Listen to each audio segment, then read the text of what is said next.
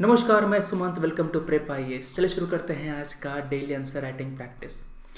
Science and tech के 2 सवाल मैंने दिए थे आपको सुबह में और उनको हम डिस्कस करेंगे। पहला सवाल है शेल गैस एक्सट्रैक्शन पर। फ्रैकिंग टेक्नोलॉजी क्या होती है उसको हमें बताना है। क्या कह रहा है? फ्रैकिंग इज की टू शेल गैस एक्सट्रैक्शन, मतलब कि फ्रैकिंग का महत्व क्या है आपको ये बता देना है, सबसे पहले एक्सप्लेन करना है। दूसरी बात, कौन कौन से स्टेप लिए गए हैं भारत में, आपको ये बता देना है। और तीसरी बात, क्या क्या चैलेंजेस हैं हमारे यहाँ इससे संबंधित, शेल गैस के निकालने से संबंधित। तो तीसरी बात ये हो गई। जब इसको कंक्लूड कर रहे होंगे आंसर में ना, तो इसको आप दे देंगे एक वे फॉरवर्ड कि एक सुटेबल पॉलिसी बनाई जानी चाहिए शेल गैस को एक्सट्रैक्ट करने के लिए। एक लाइन में ये वाला हो गया कंक्लूजन। ठीक है, चलो जो पहले अपना कंटेंट है, जो आंसर है, पहले वो देखते हैं। फ्रैकिंग क्या होती है? शेल गैस एक नेचुरल गैस होता है जो नीचे इम्परमिएबल रॉक में फंसा हुआ होता है। वो रॉक काफ़ी हार्ड होता है। इम्परमिएबल तो मतलब वहाँ से गैस रिलीज नहीं हो पाती। एक अनकन्वेंशनल सोर्स है मीथेन का। ठीक है ना? तो करते क्या है, यहाँ पर जो आप देख रहे हैं नीचे, ये शेल है। शेल में आपका जो गैस है ना वो फंसा हुआ है। तो करते क्या है, नीचे ऊपर से एक पाइप नीचे भेजी जाती है। इस पाइप में पानी हाई प्रेशर से, मतलब पानी में कुछ और चीज़ें मिली हुई होती हैं, गुआर वगैरह मिला हुआ होता है, तो इस पानी को काफ़ी हाई प्रेशर से नीचे फेंका जाता है और ये पानी नीचे जा करके रॉक में क्रैक पैदा करता है। ये जो क्रैक होता है ना, यही क्रैक में से जो गैसेस होती हैं रिलीज होती हैं और फिर ऊपर की ओर जाती हैं, जिनको कलेक्ट किया जाता है। क्लियर बात है? तो ये जो तरीका है नीचे पानी फेंकने का हाई प्रेशर से, उसको हम लोग फ्रैकिंग कहते हैं। क्या बोलते हैं उसको? फ्रैकिंग कहते हैं। चूंकि शेल गैस के एक्सट्रैक्शन में यही प्रोसीजर होता है, इसीलिए फ्रैकिंग जो टेक्नोलॉजी है वो इसमें इन्वॉल्व होती है। क्लियर बात है? भारत में कहाँ कहाँ मिलता है? Cambay, Gondwana, Krishna Godavari onland and Kaveri belt. तो इन सब जगह पर हमको जो शेल गैस का जो रिजर्व है वो देखने को मिलता है। और जो सरकारी कंपनीज हैं ना, जैसे कि ONGC, OIL, गेल, ये सब एक्सप्लोर कर रही हैं इन साइट को शेल गैस के लिए। सरकार ने एक MOU साइन किया है USA के साथ, जहां पर जो टेक्नोलॉजिकल नो हाउ है, मतलब कि जो तरीका है वो हम सीखेंगे उनसे शेल गैस को एक्सट्रैक्ट करने का। ठीक है ना? USA इस मामले में कहीं ज़्यादा आगे है। USA जो है वो पेट्रोलियम पर थोड़ा सा डिपेंडेंस कम किया है, शेल गैस को ज़्यादा एक्सट्रैक्ट कर रहा है अपने यहाँ से, और जो फॉसिल फ्यूल है ना थोड़ा सा कम इंपोर्ट कर रहा है। तो इसी कारण से हम लोग सीख सकते हैं USA से ये सब चीज़ें। तो ये बातें हो गई। तो हमने क्या किया, हमने अपना जो इंट्रो है वो लिख दिया और फ्रैकिंग क्या होती है वो हमने बता दिया। अगला, क्या क्या स्टेप लिए गए हैं भारत में वो बताना है आपको। तो पहला स्टेप तो आपका यही हो गया कि हमने USA के साथ एक MOU साइन किया है। ठीक है ना? जहां पर जो टेक्नोलॉजिकल नॉलेज है वो हम हासिल करेंगे USA के साथ, USA से। दूसरी बात, सरकारी कंपनीज जो है ना, ONGC, OIL, गेल, ये सब हमारे एरियाज को एक्सप्लोर कर रहे हैं शेल गैस को एक्सट्रैक्ट करने के लिए। तो पहला पॉइंट तो ये हो गया। दूसरा पॉइंट यहाँ पर ये हो गया। इसके बाद क्या लिखेंगे? इसके बाद आप लिखेंगे कि हमने कई सारे ऑयल फर्म को अलाउ किया है कि वो भी आप शेल गैस के रिजर्व को एक्सप्लोर कीजिए। हमने help hydrocarbon exploration licensing policy, इसको हमने अडॉप्ट किया है, जहां पर अगर मैं किसी कंपनी को एक एरिया दे दूंगा, मैंने कहा कि इस एरिया में जो भी चीज़ मिलेगी वो तुम्हारा, चाहे वो नेचुरल गैस मिले, चाहे वो पेट्रोलियम मिले, चाहे वो शेल गैस मिले, कुछ भी मिले। तो हमने ये चीज़ यूज़ करी है, इसको हम अडॉप्ट किया है, ताकि जो कंपनीज है ना उनको सारे रिसोर्स को एक्सप्लोर करने का इंसेंटिव रहे। ये नहीं कि तुमको मैंने कोई एरिया दिया तो तुम केवल वहाँ से पेट्रोल ही निकालोगे। तुमको जो निकालना है वहाँ से निकालो, जो आपका प्रॉफिट होगा उसको मैं शेयर कर लूँगा आपके साथ। ठीक है? दूसरा, IIT बॉम्बे में एक लेबोरेटरी है, rock science and rock engineering laboratory.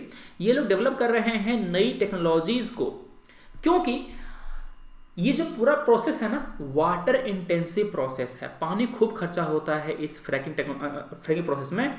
इसके अलावा ग्राउंड वाटर का पोल्यूशन होता है। पानी जो नीचे डाल रहे हो तो ग्राउंड वाटर तक पहुंच जाएगा ना, उसको पोल्यूट कर देगा। तो इन सब चीज़ों को अवॉइड करने के लिए जो नई टेक्नोलॉजीज को डेवलप किया जा रहा है।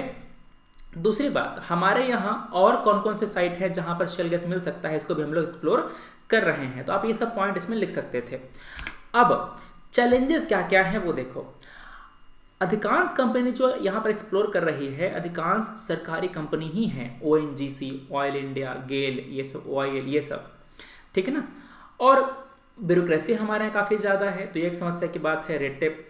दूसरी बात, टेक्नोलॉजिकल एक्सपर्टाइज हमारे यहाँ थोड़ी सी कम है शेल गैस की फील्ड में, तो ये एक लिमिटेशन है। USA से हम लोग बात कर रहे हैं, MOU साइन किया है, मगर वो कितना नॉलेज शेयर करता है वो उस पर डिपेंड करता है। प्लस ये बात हो जाती है इंटेलेक्चुअल प्रॉपर्टी राइट की भी। वो कहेगा कि तुमको हम नॉलेज क्यों दें जो हमने इतना रिसर्च के बाद हमने डेवलप किया है, पाया है। तो यहाँ पर ये बातें आ जाएगी। चूंकि ये प्रोसेस पूरा वाटर इंटेंसिव है, तो वाटर स्कार्स कंट्री इंडिया में ये थोड़ा सा ज़्यादा मतलब उतना सस्टेनेबल नहीं दिखता। एक तो हमारे पीने का पानी नहीं है, दूसरा तुम पानी को यूज़ करोगे शेल गैस निकालने के लिए, प्लस जो ग्राउंड वाटर है वो भी तो पोल्यूट होगा, दूषित होगा, चूँकि हम लोग केमिकल नीचे डाल रहे हैं पानी में मिला करके। दूसरी समस्या ये है कि इसको स्टोर करना, ट्रांसपोर्ट करना मुश्किल है। कोई ग्लोबल प्लेटफॉर्म नहीं है जहाँ पर प्राइस को कंपेयर कर सके। मतलब इंडिया का जो शेल गैस है उसके प्राइस अलग है, USA का प्राइस अलग है, क्योंकि दोनों का डिफिकल्टी अलग है, दोनों का इनपुट कॉस्ट अलग है, पूरा पाइपलाइन में खर्चा होता है। ये सब मेन लिमिटेशन है, ये सब मेन ड्रॉबैक हैं। क्लियर है, ये लिख दिया आपने। अब क्या करेंगे, कंक्लूजन में बता देंगे कि हमें क्या करना चाहिए।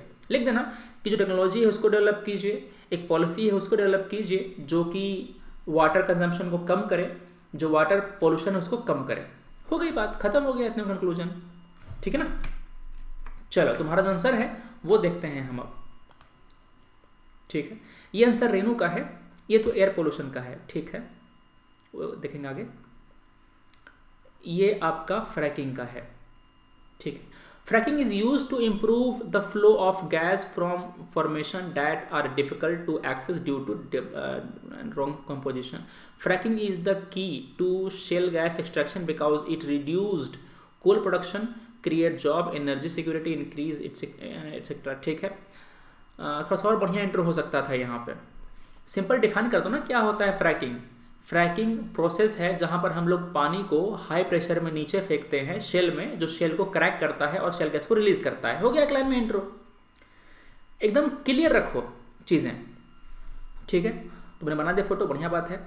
Challenges that India faces in shale gas exploration, issue of water availability, the drilling and fracturing of well require large quantity water, बढ़िया पॉइंट है। Impact irrigation and other local requirement, बढ़िया है। Issue in water disposal, large amount of waste water which may contain dissolve chemical that require treatment before use, ठीक है। Land acquisition समस्या US में भी थी, यहाँ पर भी है। Require larger land surface area, the flow rate of a shale gas are very high in first 1-2 year, it disturb the communities and environment of this area, ठीक है, बढ़िया पॉइंट है। high injection in the well has also been feared with earthquake risk, बढ़िया point है। ये जो दिखाया ना मैंने फोटो यहाँ पर पीछे वाले में, उसमें earthquake का ही यहाँ पर एक चीज था, देख रहे हैं यहाँ पर फ्रैक किया हमने, यहाँ पर फिर जो गैस है कलेक्ट कर दिया, फिर जो पानी है ना जब डिस्पोज करते हैं नीचे जाकर तो यहाँ पर क्रैक होता है, फिर यहाँ पर जो अर्थ वो मतलब पैदा हो जाता है। देखो यहाँ पर ये तुम्हारा हो गया सेंटर, जहाँ से आपका जो है ना हाइपो सेंटर है, जहाँ पर आपका वेव जनरेट हो रहा है अर्थक्वेक का, ठीक है। चलो स्टेप टेकन क्या क्या है। The government introduced a policy on shale gas and oil in 13. It permitted national oil companies to engage in fracking. The updated definition of petroleum means naturally occurring hydrocarbon, whether it form of gas in liquid, ठीक है। Were identified, have been signed to USA Directorate General of help और revenue sharing, freedom of gas mining, बढ़िया point है। Government incentive to attract investment, India need more scientific and credible knowledge before widely spreading shale gas development, it is high time that MOFCC come with a sector specific EIA manual on exploration, बढ़िया point है तुम्हारा, ठीक है। Answer बढ़िया है, structure तुम्हारा बहुत बढ़िया है इस आंसर का, ठीक है। चलो, और ये लिखा है किसने, रेनू ने, तुम्हारा ये वाला है शेल गैस वाला है। तुम्हारे को आंसर चेक कर लेते हैं। फ्रैकिंग गैस इंडक्शन के लिए चट्टानों में असहज और मुश्किल पहुंच को आसान बनाने की प्रक्रिया है। इसे उच्च दाब के पानी और शेल द्रव्य रेत रसायन पानी द्वारा किया जाता है। ठीक है, फ्रैकिंग शेल गैस निष्करण की कुंजी होने के कारण। ठीक है, मतलब तुमने जो पहला लाइन है उसको तुमने एक पूरा बक्से बना करके ही प्रूफ कर दिया है। ठीक है, बढ़िया तरीका है ये वाला भी। दूसरा, एकाध सरकार द्वारा उठाए गए कदम कौन कौन से हैं? OALP-CIL को अनुमति दी। थोड़ा शॉर्ट लिखो कि टेक्नोलॉजी वगैरह वाला क्या किया गया, एक्सप्लोरेशन कहाँ कहाँ और नया किया गया। तुमने लिखा है यहाँ पे गोदावरी बेसिन, संभल बेसिन, कावेरी बेसिन। ठीक है, चुनौतियाँ क्या क्या है? पर्यावरण प्रदूषण, भूजल प्रदूषण, ये है जल प्रयोग, प्राकृतिक आपदाओं का बढ़ना, भूस्खलन, प्रबंधन की चिंताएँ। ठीक है, तो मुझे देखते हैं इस प्रकार यदि जल और निष्कर्षण के मध्य उचित दूरी बनाए साथ ही द्वारा कार्य किया जाए तो यह एक बेहतर विकल्प हो सकता है तुम्हारा। ठीक है, तुम्हारा पॉजिटिव कंक्लूजन है, बढ़िया है। ठीक है ना, चलो अगला हमारा जो सवाल है वो देखते हैं। कह रहा है पूरे भारत में एयर का जो क्वालिटी है वो डिक्रीज होता जा रहा है, क्या कारण है एयर पोल्यूशन के? पहले ये बता दीजिए। दूसरी बात, क्या प्रिवेंटिव मेजर लिए गए हैं और क्या कंट्रोल मेजर लिए गए हैं? ठीक है, चलो तो देखते हैं एयर पोल्यूशन क्या होता है। एयर पोल्यूशन का मतलब ये है कि एयर में किसी फॉरेन एलिमेंट का एंटर करना जो कि एयर का क्वालिटी डिग्रेड कर दे। क्या कर दे? इसका क्वालिटी डिग्रेड कर दे, उसको कहते हैं लोग एयर पोल्यूशन। सेम डेफिनेशन सबके लिए है। सॉइल में कोई फॉरेन सब्सटेंस आया, उसका क्वालिटी डिग्रेड कर दिया, उसको हम क्या कहेंगे? Soil pollution. देखो इस तरह से सिंपल डेफिनेशन लिखो, एकदम चुपचाप प्यारा सा, और कुछ नहीं। Presence or introduction into air of a substance which has harmful or poisonous effect। खत्म बात, हो गया तुम्हारा एयर पोल्यूशन।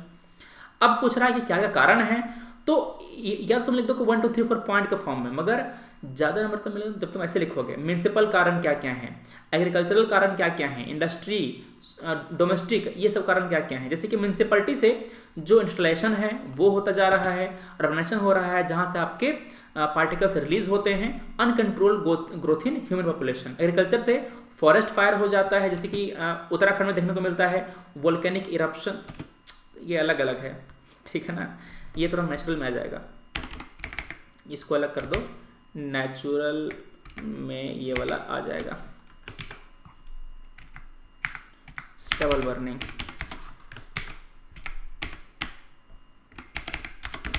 क्लियर है? ठीक है, ये बातें हो गई।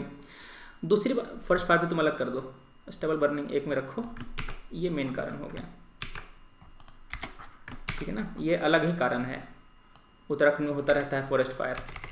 ठीक है, इंडस्ट्री में क्या हो रहा है, इस कारण से आपका डिफोरेस्टेशन हो रहा है, चिमनी से एमिशन होता है। डोमेस्टिक में आप फायर क्रैकर जलाते हैं हम लोग, जो हमारा प्राइवेट व्हीकल है वहाँ से, फिर हमारे घर से जो चूल्हा जलता है उससे निकलता है पोल्यूटेंट, तो हमारा जो हमारा एयर है ना उसको पोल्यूशन होता है। दूसरी बात, क्या समाधान है इसका? सवाल क्या बोल रहा था? सवाल कह रहा था कि क्या प्रिवेंटिव मेजर हैं, क्या आपके कंट्रोल मेजर करने हैं क्या? पहले देखते हैं क्या प्रिवेंटिव मेजर हैं। ठीक है ना, प्रिवेंटिव वाले में क्या क्या रहा है कि जो सुटेबल फ्यूल है ना वो यूज़ कीजिए जहाँ पर सल्फर का कंटेंट कम हो। ठीक है ना, और जहाँ पर फ्यूल काफ़ी अच्छे से बर्न हो, मतलब उसका जो कैपेसिटी, उसका जो एफिशिएंसी है, फ्यूल एफिशिएंसी काफ़ी अच्छा हो। दूसरी बात, जो इंडस्ट्रियल प्रोसेस है, इक्विपमेंट है, उसमें बदलाव लाया जाए, उसको अपग्रेड किया जाए ताकि वहाँ से इमिशन कम हो। फॉर एग्जांपल, जो कोयले का पावर प्लांट है ना, वहाँ पर कोयला एफिशिएंटली नहीं जल पाता, ज़्यादा इमिशन निकलता है। अगर हम लोग वहाँ पर मशीन अपग्रेड कर देंगे तो इमिशन हमारा कम जाएगा। ठीक है, दूसरी बात, जो बायोमास है, इन सब की जगह पर कुछ नया जो तरीका है वो यूज़ करो। कंट्रोल मेजर क्या है? कंट्रोल का मतलब यह है कि हमारे यहाँ पोल्यूशन हो रहा है, उसको कर्व कैसे करें, उसको कंट्रोल कैसे करें। जैसे कि गाड़ी चल रहा है, जो व्हीकल हमारा हो तो चलेगा ही चलेगा, तो व्हीकल से जो पोल्यूशन निकल रहा है उसको कैसे रिड्यूस किया जाए। इसके दो तरीके हैं। पहला है एरेस्टर, करता क्या है कि जो प्रदूषित हवा है उसमें से पर्टिकुलर मैटर को वो ये लोग सेपरेट कर देगा। कौन? एरेस्टर। दूसरा है स्क्रबर, यहाँ पर it is use to clean air for both dust and gases by passing it through a dry और वेट पैकेट मटेरियल। मतलब कि एक आप रास्ते से गुजारते हैं जहाँ पर इसमें से धूल और अलग गैसेज अलग हो जाते हैं, निकल जाते हैं स्क्रबर में से। ठीक है ना, तो ये दो तरीके हैं जहाँ पर हम लोग एयर पोल्यूशन को कंट्रोल कर सकते हैं। जो पीएम मैटर है ना उसको हम लोग निकाल सकते हैं। अगर आपको गैस निकालना हो, तो जैसे कि आपका हवा है उसमें से कुछ पोल्यूटेंट गैस निकालना हो तो क्या करेंगे आप, उसके लिए जो कंबशन है, एब्जॉर्प्शन है, उसको हम लोग यूज़ करेंगे, एब्जॉर्प्शन उसको यूज़ करेंगे और वहाँ से हम लोग गैस को एक्सट्रैक्ट कर सकते हैं, एयर को फिर हम लोग प्योरीफाई कर सकते हैं। क्लियर बात है? चलो आपके थोड़ा देख लेते हैं आंसर किस तरह का आपने पॉइंट लिखा है और कहाँ कहाँ सुधार करने की ज़रूरत है। तुम्हारे से मैंने चेक कर लिया है रेनू, एयर पोल्यूशन, इसका देखते हैं, तुम्हारा देख लेते हैं हम लोग आंसर। एक बात और, आप जब भी आंसर सबमिट करते हैं ना, तो आंसर सबमिट करते समय अपने आंसर के नीचे लिख दिया कीजिए कि आप कौन सा आंसर सबमिट कर रहे हैं, टॉपिक का नाम। जैसे कि आपने लिख देते हैं एयर पोल्यूशन, जैसे कि देखो इसने कैसे लिखा है, यहाँ पे देखो लिखा है ना शेल गैस, है ना, मतलब ये जो आंसर है वो शेल गैस का है, ठीक है ना। इससे आपके आंसर को मैं इंपोर्ट कर पाऊंगा अपने स्लाइड में, इस तरह से कि लिखा है ना इसने एयर पोल्यूशन, ये आंसर आपका एयर पोल्यूशन का है, ठीक है। चलो देखते हैं, state of global air report 2020 says India faced highest per capita pollution in the world, also out of 80 most polluted city would 20 city lies in India only. देखो कितना सा इंट्रोडक्शन है, इंट्रो बढ़िया है इसका। क्यों? इसने जस्टिफाई कर दिया कि हमारे यहाँ हवा पोल्यूट हो रहा है, हमारा पोल्यूशन बढ़ता जा रहा है। अब कारण क्या क्या है ये बता दिया इसने, natural cause, forest fire, volcanic eruption, dust storm, ठीक है ना, वेस्टर्न कंट्रीज, फिर आपके नॉर्दर्न स्टेट्स कैसे आते हैं, burning of fossil fuel, poor waste disposal, fire cracker, construction works, mining operations, agriculture में आपका जो इमिशन होता है, मेथेन निकलता है, वो भी समस्या है, जो क्रॉप को जलाया जाता है काटने के बाद वो भी समस्या है, स्टबल बर्निंग, ठीक है ना। तो यहाँ पर ये समस्या, जैसे कि हमारा जो एनिमल है ना, वहाँ से भी मेथेन रिलीज होता है, जो हम लोग मवेशी पालते हैं वहाँ से। तो आपका ये कारण हो गया। तरीका तुम्हारा ठीक है लिखने का, बस टाइम कम लगे तो ज़्यादा अच्छा है। दूसरी बात, क्या क्या मेजर लिए जा रहे हैं इसको कंट्रोल करने के लिए, प्रिवेंटिव एंड कंट्रोल दोनों अलग अलग है, ठीक है, बढ़िया है। Use of cleaner fuel, CNG, LPG instead of fossil fuel. देखो पहली बात, मैंने इसके लिए वर्ड कम दिए थे, 150 मैंने वर्ड दिया था, तुमने बहुत अच्छे से लिखा है आंसर, और मैंने वर्ड लिमिट में रह के आंसर लिखा है। कोई दिक्कत नहीं होता अगर तुमने प्रिवेंटिव यहाँ लिखा होता और कंट्रोल मेजर तुमने इसके नीचे लिख दिया होता, कोई दिक्कत नहीं होती, ठीक है ना। Use of public transport, alternative of stubble burning, happy seed machine, रूसा डिकम्पोजर, बढ़िया पॉइंट है। एफोरेस्टेशन, ठीक है। Control measure, proper and efficient waste management plans, regular monitoring of and disposal of waste, ठीक है। Minister of environment and urban area, ठीक है। Proper implementation of laws, जैसे कि एयर पोल्यूशन का जो कंट्रोल एक्ट है ना वो, ठीक है, 1981। टेक्नोलॉजिकल डेवलपमेंट, इसके बाद तुम्हें एक लाइन लिखना है, कंक्लूजन लिखना है तुम्हें, तुमने वो छोड़ दिया, ये इसके लिमिटेशन है आंसर की, ठीक है ना। अंतिम एक लाइन लिख दो कि इनको जो भी लीगल मेजर लिए गए हैं, जो भी पॉलिटिकल मेजर लिए गए हैं, उसको ढंग से इंप्लीमेंट किया जाए ताकि हम लोग एयर पोल्यूशन को कर्व कर सकें। हो गया काम, ठीक है ना, सिंपल इंट्रो और कुछ नहीं, ठीक है। चलो बढ़िया बात हो गया। सुमन सर प्लीज़ इंक्लूड कर लेना डिस्कशन में।